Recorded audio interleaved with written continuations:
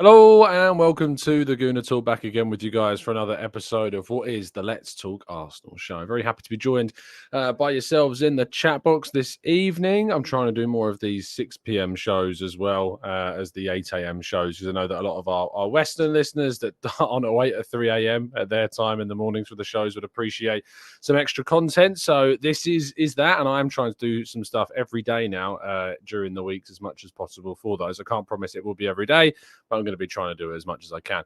For today's show, I'm going to be joined by a couple of guests. Let's introduce you to them. First of all, it's my former right-hand man at the Arsenal way. It's Bailey. How you doing, mate? You good? You well? I'm all good, TC. Thanks for bringing me on. I hope everyone is well in the comment box as well. It's been a while, so it's good to be back on. Indeed. No, good to see you, fella. How are things? Yeah, all good on my side. Arsenal still top of the league, so it's impossible not to be happy at the moment. Hope you're well as well. Yeah, absolutely, mate. Indeed. Good to see you. It's also joined by Albert from Albert JTV. How you doing, mate? You good? You well? Not bad, Tom. It's nice to be back on your channel, mate. It feels like it's been forever. I feel like it's a dig, mate.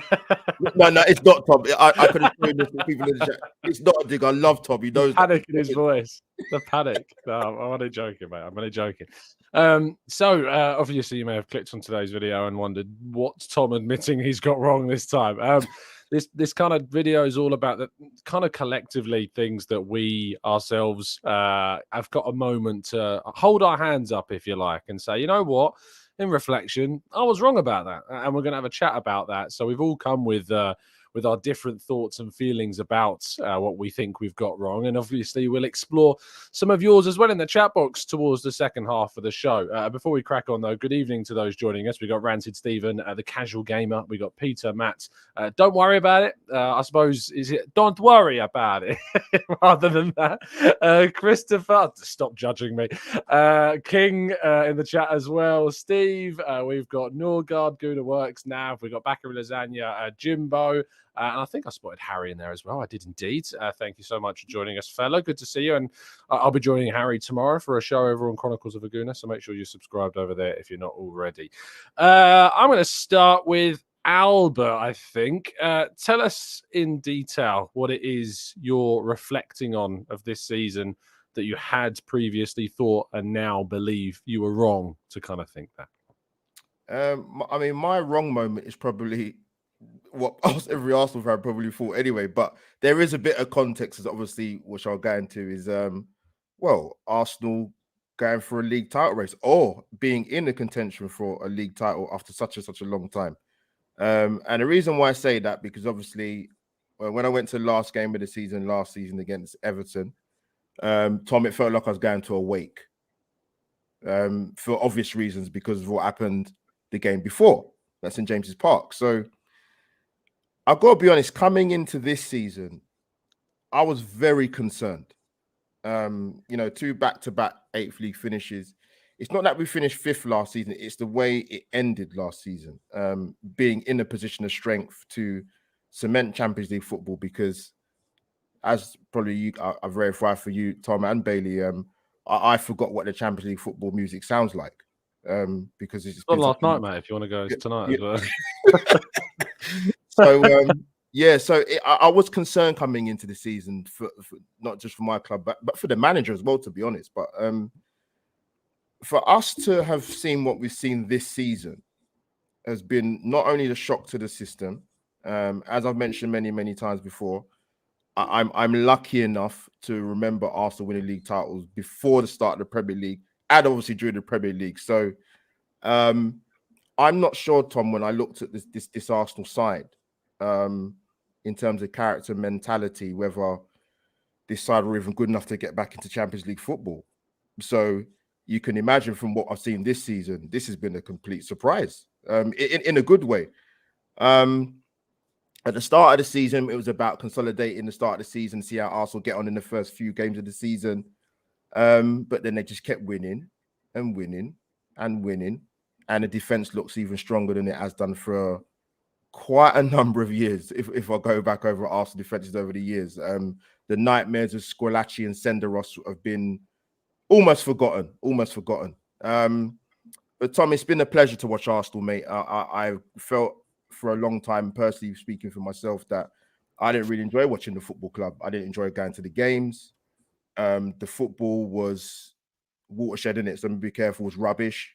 And I was kind of struggling to think as an Arsenal fan, when are we going to compete? When are we going to be able to go and watch our team home and away and actually enjoy the football and see some progression this side? And they've answered that and more, to be honest with you. And before I sort of finish up, in terms of like the character and the mentality, we've heard all the crime sheets from rival football fans in terms of there's only 9 games gone, only 10 games gone.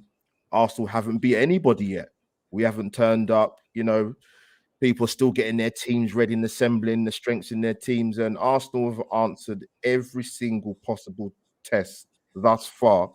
And I'm super proud of them, to be honest with you, despite what might happen towards what the climax, what happens for the end of the season. And one turning point, we went through a terrible spell.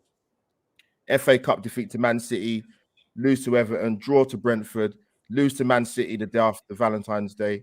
And Arsenal fans are saying, "Oh, here we go again." The media had their pads of A4 paper out, pens ready. See, we knew this was coming. We knew this was coming. 7 games on the spin.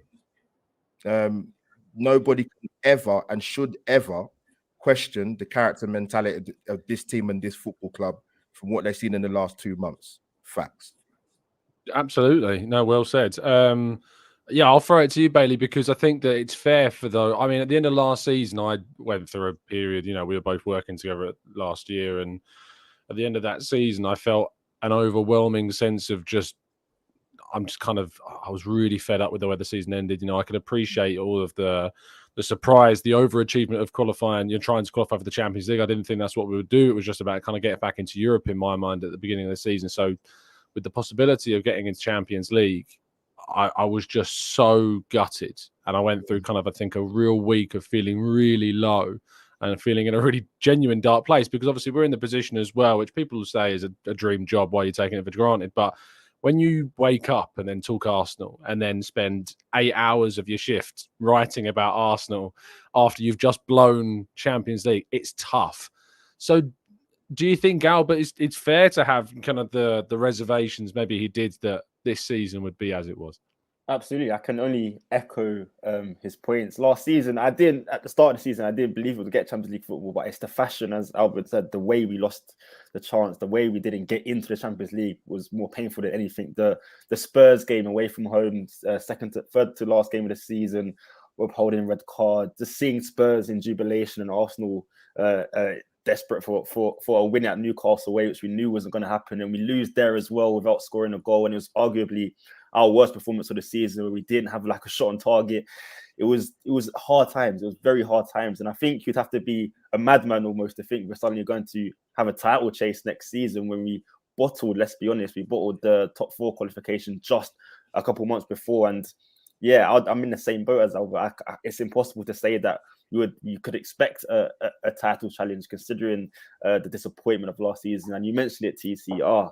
Working as an Arsenal writer was just so difficult after the losses and the defeats. It's impossible to think positively because you're just drowned in the negativity from social media and the fans, and you couldn't almost escape from that and look at the bigger picture and look at, you have players such as Bukayo Saka, who's only going to grow. He's arguably, in my opinion, the best winger in the world at the moment. You have players like Gabriel, Thomas Partey, who's the best in his position arguably as well. So we did have a team that were capable of challenging for a title. It was just getting over the line, but the challenges we faced at that point of the season did bring that negative view, which I think it was impossible to eradicate. So yeah, I can only echo Albert's thoughts. And this season, Arteta's proved us all wrong. I think I don't think there's an Arsenal fan out there that would say they expected to challenge for a title this season. Let me flip the script to you, Albert, on this one then. Based upon what we've seen this season, do you think that not getting Champions League last season was therefore an underachievement? Oh, good question, Tom. No, because I'll go back to the old adage where it says that the league table doesn't lie, does it? And even going back to last season, to be fair, I didn't think we'd get Champions League personally, and I was really. People kept asking the question, towards the penultimate games of the season, are you going to get? And I'm like, I'm saying yes, but I don't really believe it. And to unfortunately, to what we saw, we didn't get it. So I get it in the wider context that Arsenal were a massive football club, and we took Champions League for granted that we got it every single year, or more for the amount of years Arsene Wenger was there. You can argue what we actually did in the competition is another thing, but we had the consistency of going in Champions League and getting Champions League money. But no, I actually didn't expect us to get Champions League. I actually did this season, funny enough, believe it or not. I thought we'd just get it though. I didn't say it sticking my chest out or very confidently. I thought, you know what? The pain of the season before, Arsenal players do not want to go through that again. Mikel Arteta will be adamant that that cannot be repeated again. And I think he's done a little bit better this season, don't you think, Tom? Yeah, I do. I think that when you consider what we did in the summer, I think that's the difference. I think it's Zinchenko. I think it's Jesus. I think these figures coming into the team are the reason why Arsenal are where they are this season. Obviously, the improvement of players as well. Saka, Gabriel, Saliba coming into the team as well. Ben White moving to right back and doing what he's done. Xhaka doing what he's done. Odegaard stepping up to the player that he's been. Martinelli and Saka finding a new level. I think all of these things combined obviously have led to where we are now. So no, to answer my own question, no, I don't think last season is in reflection and underachievement because of what we've achieved this season. I think that we've built towards this. Bailey, your thoughts on that? Yeah, I agree with you. I think you can see the clear improvement and the clear building. Really, as you mentioned, players like William Saliba coming into the team just really assured the defensive line, Zinchenko and Jesus. I think more than an ability, they installed a mentality that they've brung from Manchester City, and that's really just, I think, honed the weaknesses of the team which we lacked last season. I think that has really allowed us to fought the title push. You've seen Zinchenko almost after every big match, and the presence he has in the celebrations. I think that just says a lot about him. Jesus coming into the team just against Liverpool, you just saw the impact as soon as he was there. I think without him, we'd have got drowned. We'd have drowned in that match. I don't think we would have survived at all. So again, it just shows the improvements and how we have really gone forwards. Absolutely. We'll stick with you, Bailey. Sorry, we're going to go to Albert quick because he wants to comment on something. Sorry, very quickly. Tom, you've heard me bang on about this for so many, and I'll keep saying it, to be honest with you. I think with sections of the Arsenal fans over a sort of number of seasons, there seemed to be this.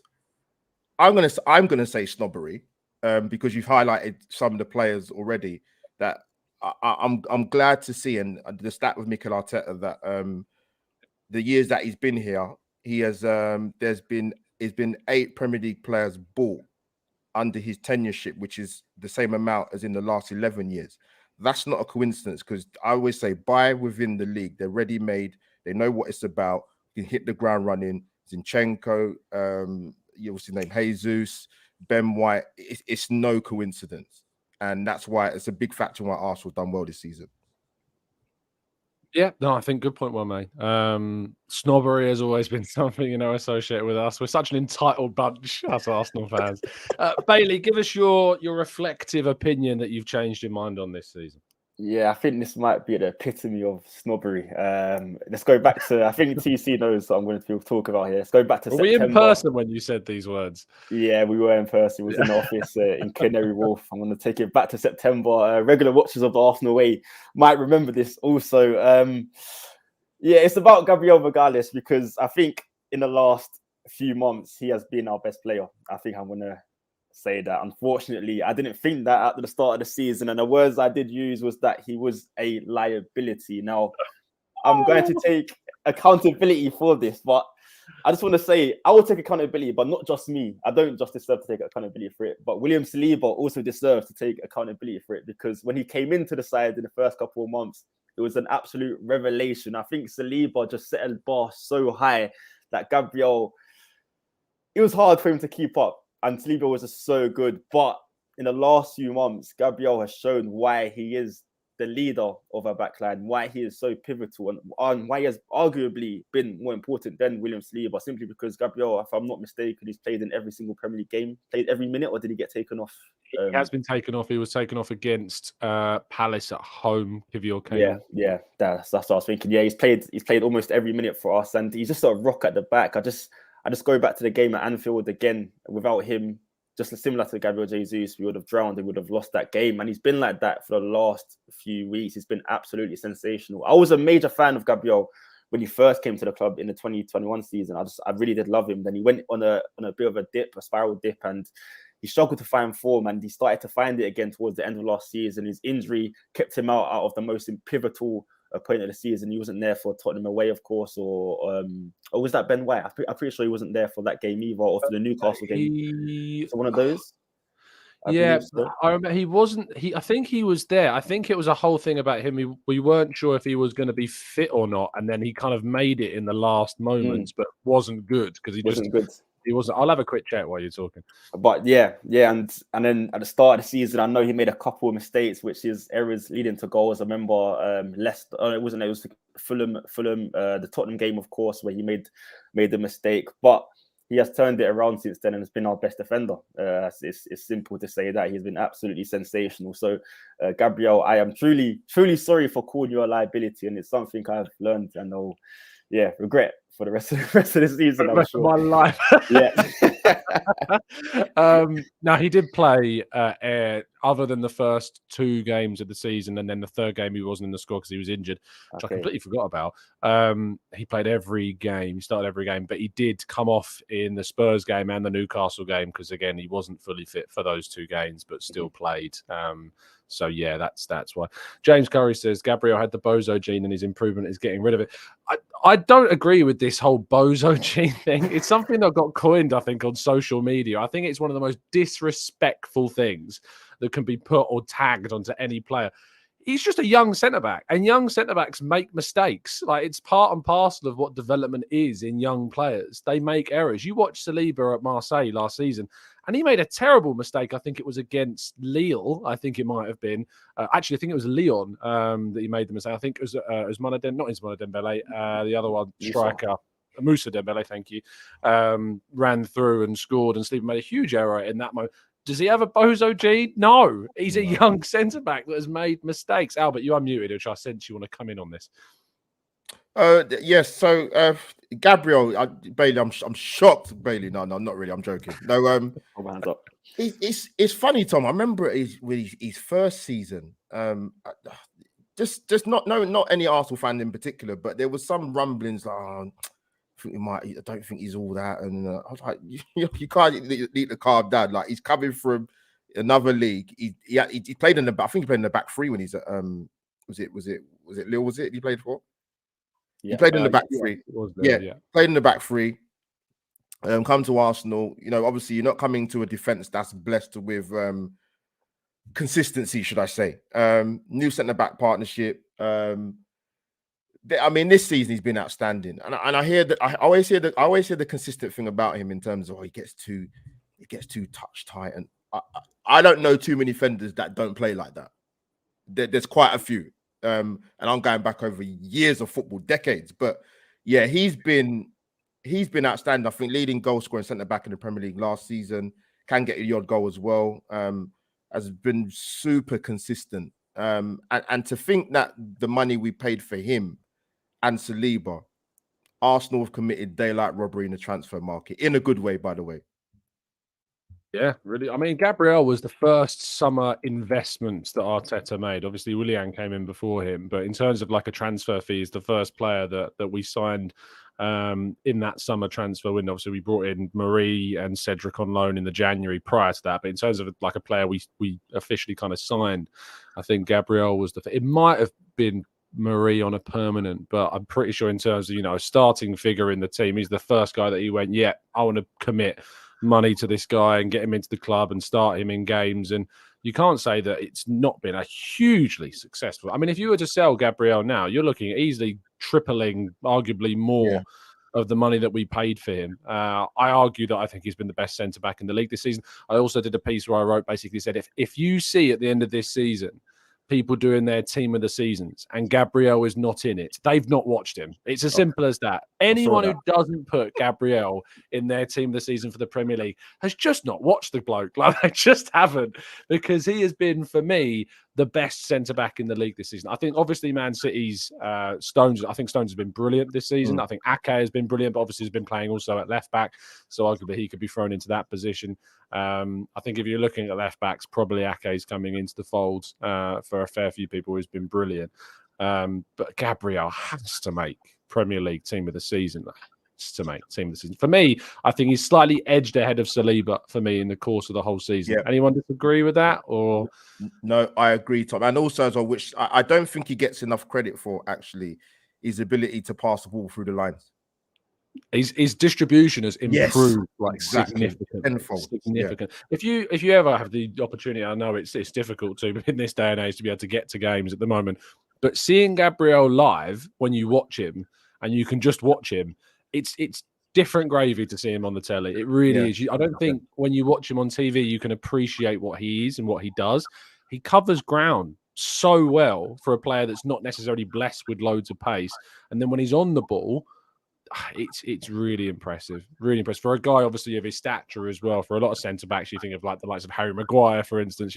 Don't exactly move great when on the ball. Gabriel looks so good when on the ball. So really looking forward to that. I'm going to give you mine in a second. Chat box, we're also going to be going through plenty of yours. So if you've got a thing that you think this season, you know what, I was wrong about that, I'm going to hold my hands up to it. Throw them into the chat box. If you're listening on catch up, make sure you leave them in the comment section down below as well. Now, I had a few, to be honest, that I was going between, because believe it or not, I get a few things wrong now and again. It does happen. It may shock you, but I do get a few things wrong. What I think the main thing I got wrong, and I think I kept this to myself for quite a long time, maybe didn't talk about it as publicly as I was feeling it, but when Gabriel Jesus got injured, I thought we were done. I thought we were done. I really did. I thought, no, I don't know. I don't think we can make it through the next 3-4 months, genuinely. It's nothing to do with, it's not about slandering Eddie Nketiah. I just felt as though losing such a collaborative force, who for me is the perfect number 9 for Mikel Arteta's system, when it found out that he was going to be out for the next 3+ months, for me, I really thought the Man City were going to close the gap. I really couldn't. And that's why, to look back on that period and to look not only to Eddie Nketiah, but to Leandro Trossard as well, and to appreciate what both of those players did when they came into the team, has been and was brilliant. I mean, the goals that Eddie scored against Man United will go down, I think, have been overlooked. We're all caught up in the how fast this season's flowing, and next month the season ends. That's how close to the end of the season we are. I think maybe we quickly forget some of the moments we've had. But Eddie Nketiah scoring 2 goals against Manchester United, one of them being in the last kick of the game, effectively, is huge. A goal away at Brighton is no mean feat either. And obviously that goal against West Ham, what skill, touch, turn and finish in that fixture. And then Trossard. I mean, what a signing in January Leandro Trossard has been to come in and fulfill that role. When we signed him, we were all looking at Mudryk as the player, a wide player that give you pace, electricity, is exciting, new. And I think if he'd have moved to Arsenal, we would have seen a very different player than what we're seeing at Chelsea at the moment. I think the same thing about Joao Felix, who I think has been decent at Chelsea, but I think he would have been an absolutely electric player from what we've seen of him now at Arsenal. I think actually that's arguably something I can hold my hands up about as well. I really didn't think Joao Felix would do some of the things that he's done. But I look at what we have done, and when we brought in Trossard, I was like, okay, cool, nice pivot. It's different. It's different age profile. And where's he going to play? Because, Gabriel Martinelli's there. Is he going to get enough minutes? Is he going to be happy getting enough minutes with Gabriel Martinelli there? But I did not foresee him doing as well in the centre-forward role as what he has when he came in to deputise as well. And the relationship he built up with Martinelli as well, the interchange with Martinelli, is akin to that of Gabriel Jesus. And I think actually the club deserves a lot of credit, as does Trossard, as does Nketiah, for that. Bailey, were you as end of worldly as I was when Jesus got injured? Yeah. No, I was worried because we hadn't really seen Nketiah this season as well. He's in the Europa League. He wasn't really scoring in the Europa League too much either. So I was a bit like, oh, this is going to be thrown upon him. But again, just like last season when we kind of did rely on him after the Lacazette drama or Lacazette came out of the team and Ketia stepped to the front, and he done it again this season. I think he came out of the team as well, and Jesus came back in at the perfect time. I know Ketia had the injury, of course, but his performances were starting to dip just ever so slightly, and Trossard coming in as well, as you mentioned, was just so pivotal for that. So, yeah, I was in your boat, TC, definitely. I was extremely worried when I saw 3 months. I was like, I was already worried about the post-World Cup campaign. That was probably another thing I'm wrong about, because I remember I kept saying it's a season of two because of the World Cup, the post-World Cup and the pre-World Cup. And I thought after the World Cup, you might see a bit of a dip in our performances. We did in the FA Cup, etc. But we lived up to how we did at the start of the season as well. So, yeah, I was just as worried as UTC. I love in the chat box, Wilson's really gunning for us. First of all, we've had you should be ashamed of yourself by calling Gabriel a liability, Bailey man. This guy has been absolutely immense this season. Put some respect on his name. Bloody hell. And then why on earth did you think that Arsenal would not survive without Jesus for 3 to 4 months, Tom? How wrong you were. Absolutely shocking. As I say, this is all about opinions and footballers, and sometimes we get them wrong. What can I say? But Wilson's coming for us, really coming for us. Maybe I don't think he's given you enough stick, Albert, to be honest. I think he should be coming for you as well. Yeah. Maybe we'll get it. Albert, what do you make of the whole Gabriel Jesus thing? Yeah, you thought this is the thing. When the World Cup came about, you thought, hopefully, look, damage limitation, Arsenal players are going on international duty. There's one player you don't want to lose, yeah, and it was him. And then you heard it for the length of time he was going to be out for. So obviously Eddie gets his chance. Eddie done all right, and yes, he's a striker. But you know what? Shock horror, people. Strikers miss chances sometimes. You know, you shouldn't be hung, dried, and quartered for that. I mean, yeah, listen. But Eddie came in and done a steady job. And Bailey mentioned it. I think with Eddie, it got to a point where he played a number of games, and after about 60 minutes, you could see physically he was done. And you're thinking, well, what's the other options we could bring after Eddie? Because we're in a bit of trouble here, man. But listen, Leandro Trossard. Tom, I remember your show, the phone-in show you done, and I couldn't believe what I was listening to. 28, we seem to be the bugbearer for sections of the Arsenal fan. We cannot believe we signed a 28-year-old. I said, come on. Like, this, he's a perfect kind of player Arsenal needed. I would have drove to Brighton, bring him straight to Arsenal. I like him that much. He's a good player. And shock horror, Tom, played within the Premier League, experience. He's there, people. Just turn on your TV, you can watch him. Player within the same league. And what he's done since he's come to Arsenal, was it more assists than 10 other Premier League clubs? That's insane. Yeah. Well, that's the question James Benj asked, wasn't it, when he got the answer from Arteta of "I have very wild dreams." Oh, that was priceless. Mikel, I love you if you can hear this. But no, yeah, James has had a few bangers this season. You know, he asked Gabriel Martinelli the question about just give me a pen as well. James has been on it this season in the press conferences, so fair play to him. Let's jump into the chat box then, because I know there's some people reflecting on some of the things that they got wrong. First of all, Soph, great to see you in the chat box, my friends. Good job, Potts isn't on today. Dan Potts would be here for ages. Yeah. Like, I might need to do a separate show just for Potsy, just so he can say all the things he's got wrong. He could do an hour just on Granit Xhaka, to be honest. Speaking of which, Nathan says, I've been saying to sell Granit Xhaka for years, but he's proved me wrong. Bailey, I mean, Xhaka, I never necessarily campaigned to sell the guy, but I always felt as though maybe Arsenal could upgrade on him. And I don't think I ever thought that we would challenge for a title with Granit Xhaka as our central midfielder. He's done so well.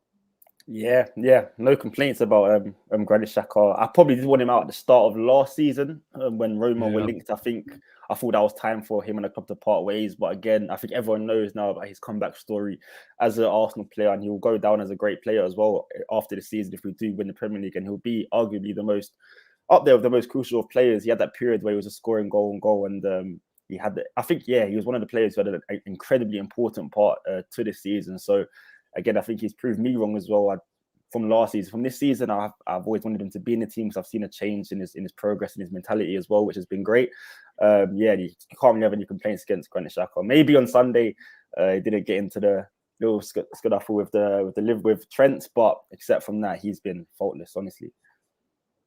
John says, I got it wrong by not putting £100 on Arsenal to win the league at 66-1 in pre-season. Yeah, you and me both, mate. You and me both. Amira says, quick, someone load that Buendia clip from Tom. Yeah, I may have got that wrong about Buendia and wanting him so badly. The Casual Gamer said earlier on in the show, unpopular opinion, but if we bottle the league, should we start thinking about looking for a manager with more experience? Albert, what do you think? I'm trying to keep a straight face on asking this question. You're on mute, mate. You're on mute. Sorry, I'm not sure they want to hear what I'm going to say. But no, Tom, actually, that kind of leads on to the second half of your topic. Yeah, I think that's very, very harsh. Just purely based on before that game on Sunday against Liverpool, we won 7 on the spin. That's not form of a manager we should be contemplating moving on, to put it politely. Yeah, no. It's just like Arteta can't win. Like he can't. He comes 8th after taking over from Emery, wins the FA Cup. Not good enough, should be sacked. Next season, we're in the COVID campaign, and it wasn't a great season, But again, I think there were so many reasons as to why we finished 8th that season, and what went down. Sack him next season. Go above all expectation and go into a fight for a Champions League qualification places. Sack him. Compete for a title. Sack him. Like it just won't end. It will never, ever, ever end. I don't get it. I don't and won't ever get it. Oh, dearie me. Keem says, Tom, I hold my hands up. I really doubt whether Mikel would bring us this close to a title. James says, hands up. I didn't think that Reece Nelson would be able to contribute this season. And when he has been called upon, he's been absolutely immense. Nathan says, I thought that we were wrong not to give Tierney more game time. And while I still slightly agree with that, I can't argue too much given to where we are in the season. Paul says, I was wrong at the start of the season when I said Arsenal would be in the title race up until the end of March. We've certainly extended that. And Daniel says, I was so wrong about Ben White. I thought not following football gave him a low ceiling, and that really impacted my perception of him. I now love how blunt he is, and good for him for having a life, which I think is probably one of the best comments we could have expected from this show. I'm still waiting for that moment to be able to get Ben White in the mix zone, because just being able to ask him a question is a challenge that I really will relish in. I really, really will. Bailey, Ben White, you called his centre-back partner last season a liability. Just to double down on that. Ben White's been anything but that since joining Arsenal. Oh, Ben White's been sensational. Whether it's at centre back, whether it's at right back, he's just fulfilled his role how you'd expect him to. He's been absolutely quality, and I think he had an unfair narrative on him after that first game against Brentford of last season, when Gary Neville and Jamie Carragher got absolutely jumped on his back over the back foul, unfortunately for Ben White, and he had to kill a narrative that was not deserving. I think you can't just play on one game, and since then, I think that's also prevented him from getting the praise he deserves as well. I really do think that, because it set the precedent for him almost. I think if that wasn't there, if his price tag wasn't as high as it was also, I think he would be getting much more praise now. I have much more credit, of course, if he didn't have the situation with Gareth Southgate, where whatever is going on behind the scenes. I think if he was in the England setup as well, that would help him. But I honestly think he's so similar to John Stones, both £50 million players, both expressive players. And I think they're hated for not being the tough tackling usual defender they usually are, and being British as well. I think that's had the impact on them getting the praise they deserve. I think John Stones finally this season, people are starting to rate him, and I think Ben White has been a victim of that also. But this season, Ben White has been absolutely sensational at right back, at centre back. He's shown his versatility, and honestly, he is our starting right back. At the start of the season, I did have my reservations. Could he last the season there? Was it just a moment of time to get Saliba into the team? But he's shown that he's made the right back his own. And if we are going to sign a fullback, it has to be a backup to Ben White rather than a player who will overtake his position. Yeah, I agree. I genuinely thought when Saliba was coming back, a lot of fans, and I think I probably was joining that, thinking, how is he going to get the minutes? How is he going to out-compete Saliba, who looks like, a real fantastic player and has proven to be that. But yeah, he is absolutely excelled in that right-back position this season, up there with, I think, Kieran Trippier is between those two, I think, probably for right-back of the season.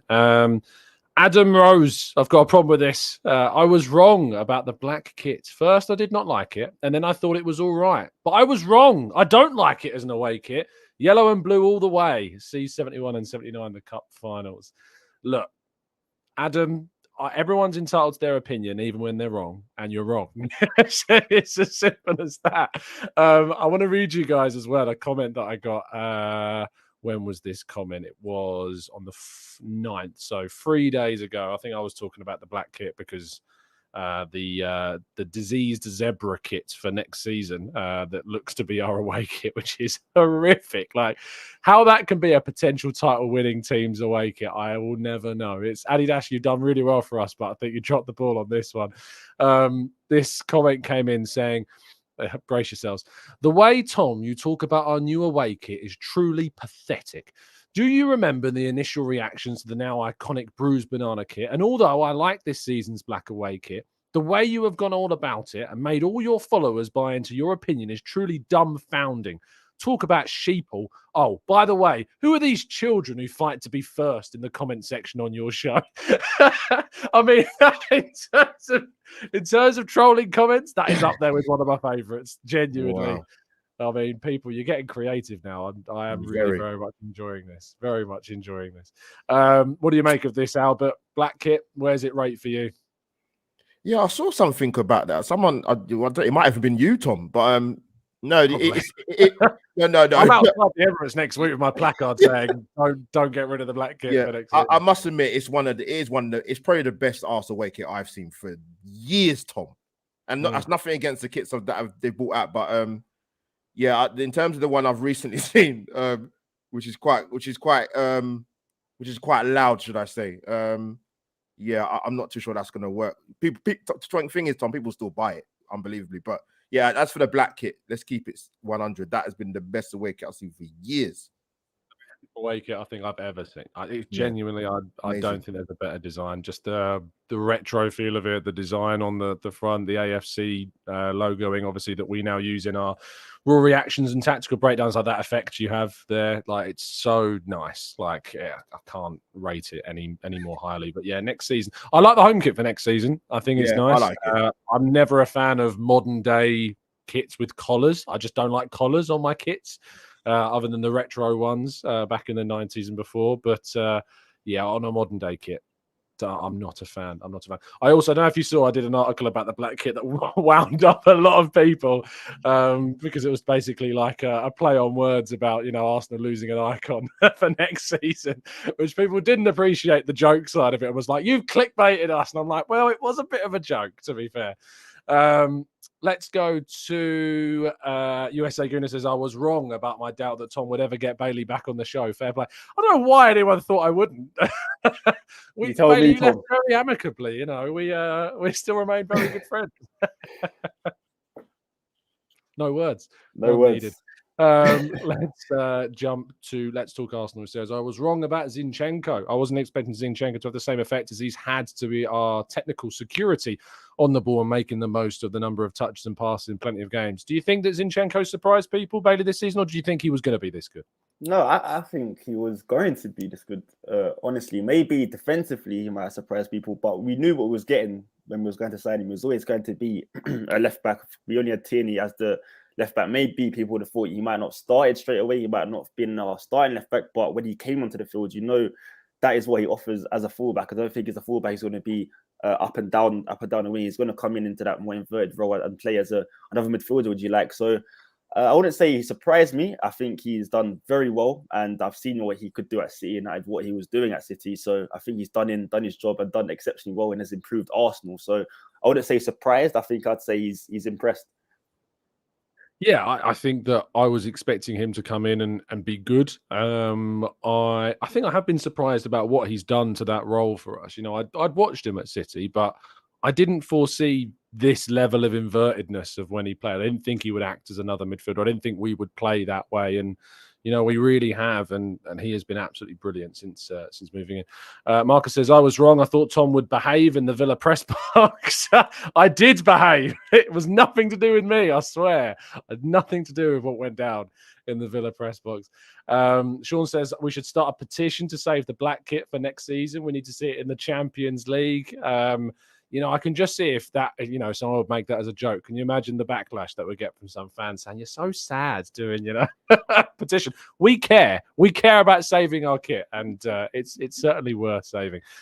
We are going to round things up there. Thank you so much, guys, to everybody that's tuned in to the last 40 minutes of today's show. We very much appreciate it. If you could drop a like on the video and subscribe to the channel if you're new. Bailey, thank you so much, mate, for your time, as always. Tell people where they can find you and what you're going to be up to. Thank you, TC, as always, for bringing me on. It's always a pleasure.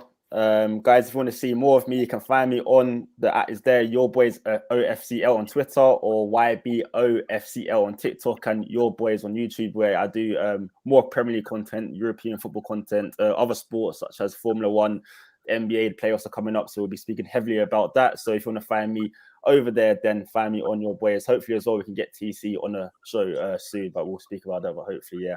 And yeah, thank you. Thanks for bringing me on, TC. Pleasure. And Albert, absolute pleasure to speak with you always, my friends.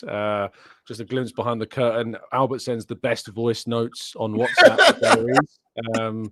I always appreciate getting a little update from him now and again, just out of the blue. I make sure to play them when G's in the room as well, because she's like, is that Albert again? Just going, yes, Tom. Thanks for coming on, my friend. Tell people where they can find you, what you're going to be up to.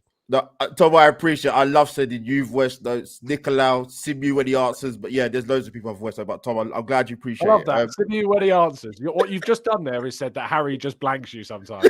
He ghosts you. He's a busy, but I love Harry. Got a strong beard game as well, man. I love Harry. But no, Tom, thank you for having me on. Love coming on your show, man. Keep doing the amazing things you're doing. Keep doing the YouTube shorts, man. Love them. But yes, Albert JT, I have my own channel, people. My Twitter handle is there and Instagram handle is there. I do other content called Weekly Surgery and Life Stories, which is my two babies, should I say. Got some special guests coming up. He's very, very busy, but he did say he'll come on. But yeah, looking forward to it. Absolutely. Make sure you go and subscribe to both channels. Certainly worth your time and your investment if you can tune into them. So yeah, there you go. Recommendations. Thank you for listening, everybody. I'll be back tomorrow morning at 8 a.m. Tomorrow evening, we'll have our preview for the West Ham United game. And then Friday, fingers crossed, we'll have Delulu Gooner onto the channel in the evening as well for another good chat about Arsenal also. So lots to come. Lots of football to be played. Of course, tonight we're hoping for a Real Madrid battering of Chelsea because Todd Bowley thinks they're going to win 3-0. That's going to be fun. That's going to be fun. Very much looking forward to it. But yeah, fantastic stuff. We'll see you soon. Have a great evening if you haven't done so already. And as always, up the Arsenal.